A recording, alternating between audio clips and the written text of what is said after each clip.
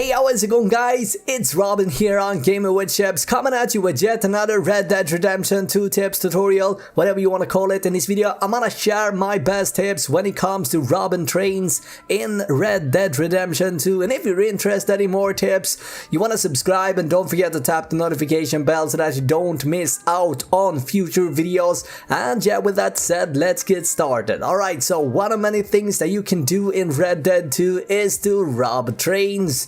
And this is something that I quite enjoy, gotta say. Now, there are two different kind of trains in the game. We got cargo trains, also known as freight trains, and also we got something called passenger trains. Now, passenger trains will typically be more lucrative to rob since you have plenty of people on board which you can rob, and also you got the additional chests that can store money or jewelries and such. Now, in this video, I'm gonna demonstrate how you can rob a freight train, but the same principle applies for passenger trains. Again, should be said that if your goal is to just make money off of this, you should definitely go for passenger trains. Now, some things to have in mind before trying to rob a train. Train robbing is a locked feature that you need to unlock, and you do that by completing the mission, pouring forth oil. And this is a story mission you do during chapter 2. There's a few tips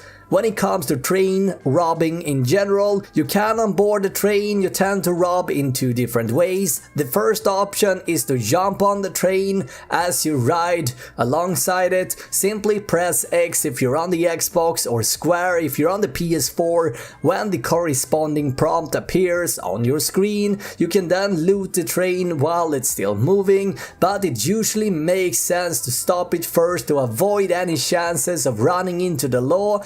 Now, to do so, head over to the engine car and threaten or throw off the driver. Basically, you can also climb on board a train when it stops at a station, but the drawback here is that this will expose you to witnesses and make it hard to remain unnoticed, and I definitely don't recommend this, although it is possible. Now, trains are typically guarded by a handful of men that you will need to dispose of. Now, if you decide to throw them off the moving train and the guy doesn't die, you gotta be aware that this guy will probably report your crime, and so I don't recommend this at all. Now, what I like to recommend instead is to use your lasso and tie them up to avoid this altogether. Now, another tip is to forcing a train to stop away from a populated area is always best, as it decreases the law response should witness report the robbery. Now, as with freight trains,